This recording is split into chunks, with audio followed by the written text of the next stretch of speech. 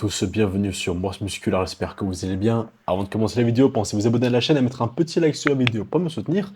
Et on commence avec Marco Ruiz, qui est magnifique à 7 semaines d'Olympia, en route pour afficher une très belle condition, déjà en avance et avec une très belle densité musculaire. Je le vois bien situé dans le milieu du top 10 en 212. C'est un peu dur à dire étant donné que c'est son premier Olympia dans la catégorie, hein. C'est un peu dur de dire est-ce qu'il sera 6e, 5e, 4e, 7e, 8e. Voilà, je ne peux pas vous le prédire comme ça, étant donné aussi que le 212 cette année va être aussi très intéressant avec aussi quelques nouvelles têtes là-bas. Donc voilà, ce sera vraiment très intéressant de pouvoir voir où Marco va se placer. Je pense qu'il va bien marquer sa place dans le top 10 et ça va être très intéressant pour lui. Et d'ailleurs, ce frontless spread est aussi très très, très beau. Magnifique frontless spread de Marco. Et d'ailleurs aussi, merci à lui de faire des updates aussi récurrentes que je pense pour le moment en France, c'est le seul qui est qualifié à Olympia et qui fait des vrais updates régulièrement en allant à Olympia. Ensuite, on a Adi Choupan qui montre son dos. Alors en masse, je trouve que son dos est presque aussi large que celui de Derek.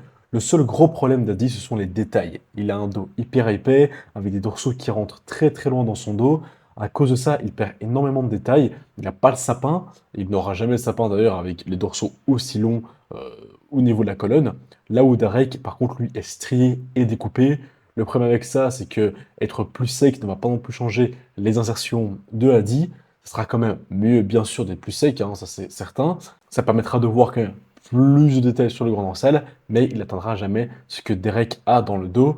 Maintenant, Adi a d'autres arsenals de face et de côté pour essayer de mettre à mal Derek. Toujours dans les Open, on a aussi Samson qui est à 7 semaines de l'Olympia et qui se trouve apparemment mieux à 7 semaines d'Olympia qu'à une semaine de l'Arnold Classic. Et c'est vrai, quand tu regardes la photo à l'Arnold Classic à une semaine de l'Arnold et la photo maintenant de Samson, tu vois quand même beaucoup de similarités. Alors quand même, je trouve que Samson était un petit peu mieux à une semaine de l'Arnold que à cette semaine d'Olympia. Néanmoins, qu'il soit aussi proche de cette condition avec une aussi grande période de temps pour continuer à sécher, c'est quand même déjà un très très gros avancement de la part de Samson. Maintenant, il va falloir voir, est-ce que dans les 7 semaines qui vont arriver à venir, est-ce qu'il va aussi atteindre une condition bien meilleure que celle qu'il avait atteint à Arnold. Pour rappel, l'année passée, avant Olympia, il était extrêmement sec 3 semaines avant Olympia, et dans les 3 semaines qui ont suivi, il n'avait quasiment pas bougé, et bah voilà, il est arrivé qu'il a une shape très très belle, hein. Il était aussi très très sec, mais clairement, face à Derek et face à Adi, je trouvais qu'il n'avait pas la condition pour les battre. Et donc, on va voir si, ici, avec les 7 semaines, arrivera-t-il justement à casser cette petite barrière et arriver aussi sec que l'un d'eux, et des deux côtés, de face et de dos. On a aussi un petit physique update de Big Ramy. Alors, à mon humble avis, comme je vous l'ai dit dans une autre vidéo, je pense que Ramy ne sera pas Olympia. J'avais fait une vidéo où je demandais mais où est Big Ramy. Bon, ben voilà où il est, voilà où il en est. Et bon, ben voilà, clairement, à 6 semaines d'Olympia, c'est certain que avec ce physique, il n'est pas en train de se préparer pour Olympia. Donc je pense qu'on peut le dire officiellement que Ramy ne sera pas là cette année. Peut-être qu'il sera là l'année prochaine. Va-t-il annoncer une retraite officielle avant l'année prochaine ou avant Olympia? Ça, on ne sait pas. Ce serait intéressant de savoir. Va-t-il annoncer une retraite après Olympia? Est-ce qu'il ne va pas faire de retraite? Est-ce qu'il va aller concourir l'année prochaine?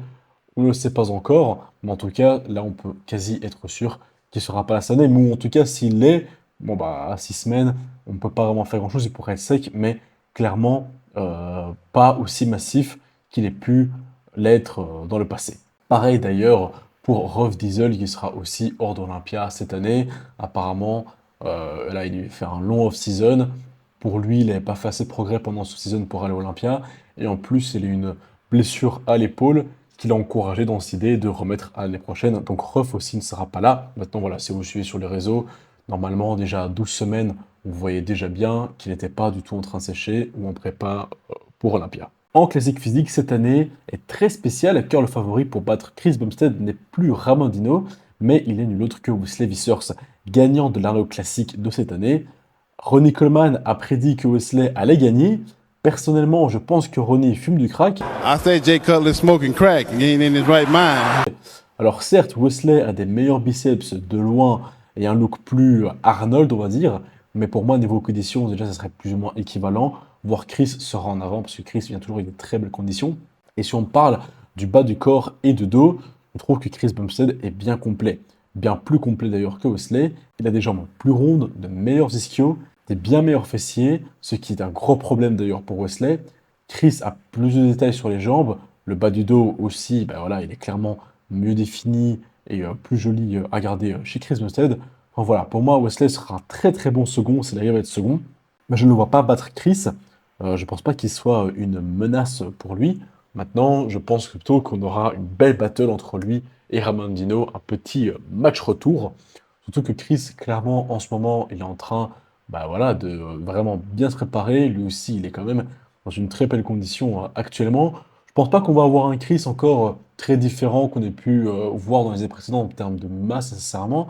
Maintenant, ce qui serait bien, c'est de voir vraiment allez, un équilibre entre le Chris de 2023 et le Chris de 2022. C'est-à-dire bien rempli comme cette année, parce qu'il était vraiment plein cette année, mais par contre, avec une belle définition comme en 2022. Ça, c'est vraiment le but à ramener, hein. C'est le package que Annie Rainbow aimerait ramener sur Chris Bumstead. Je pense qu'ils vont y arriver. Finalement, c'est leur troisième année ensemble. J'imagine que la troisième sera la bonne. Bon, ça a déjà été les bonnes les 2 années précédentes, étant donné qu'ils ont gagné Olympia. Mais bon, quand tu penses quand tu as Chris dans les mains, tu ne peux que gagner Olympia, hein. Si tu arrives à perdre, c'est que tu n'es pas un bon coach. Enfin, je sais pas, j'en sais rien. Je dis ça comme ça. Enfin bref, pour finir, on a quelques updates de Hunter Labrada, qui est à 2 semaines de Italie. Il est au top de sa forme. Alors, je ne sais pas s'il sera à 100% pour Italie. Il n'y a pas vraiment de grosse concurrence face au League, bien qu'il y a quand même Nexila qui sera. Nexila qui aura peut-être encore fait des améliorations depuis Dubaï. Ça, on le verra, surtout en termes de conditions, je l'espère. Mais à part lui, il n'y a pas vraiment de gros concurrents, comme par exemple Andrew Jack à Texas. Donc, je suis presque surpris qu'on verrait Hunter, alors pas à 100%. Maintenant, je pense quand même qu'il a plutôt intérêt à venir vraiment bien, hein, s'il veut quand même battre Nexila. Même si Nexila n'a pas le plus beau physique, il n'a pas le physique le plus harmonieux, ni le plus sec, il est quand même extrêmement gros, extrêmement massif, il est quand même très dangereux. Donc il faudra quand même que Hunter vienne aller armé, alors peut-être pas à 100%, mais au moins 90%, histoire de s'économiser quand même pour Olympia. Alors il sera probablement très très sec, mais peut-être pas non plus trop plein. D'ailleurs, j'aime beaucoup ses jambes, hein. Je suis vraiment agréablement surpris qu'on ne voit pas trop son pec arraché sur les poses de face. Alors bon, là, tu peux pas vraiment le manquer malheureusement, mais je trouve que ça va encore, surtout sur l'aspect de face, on voit vraiment presque pas le pec qui avait été arraché. Donc voilà, si Hunter avait été à Texas, je me demande quand même comment les choses se seraient passées.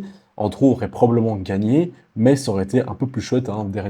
On aurait eu une dernière grosse battle en Open avant Olympia, parce que là, après la qualification de Hunter, il n'y aura plus beaucoup de gros athlètes Open à qualifier. À voir qui va sauter hein, dans le reste de compétition européenne.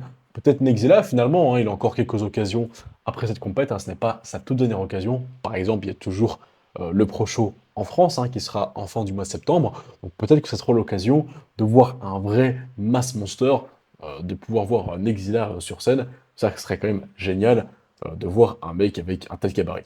Enfin bref, c'est tout pour cette vidéo, j'espère qu'elle vous aura plu. Pensez à vous abonner à la chaîne, mettre un petit like. C'était Karim de Mode Muscular. À bientôt. Ciao.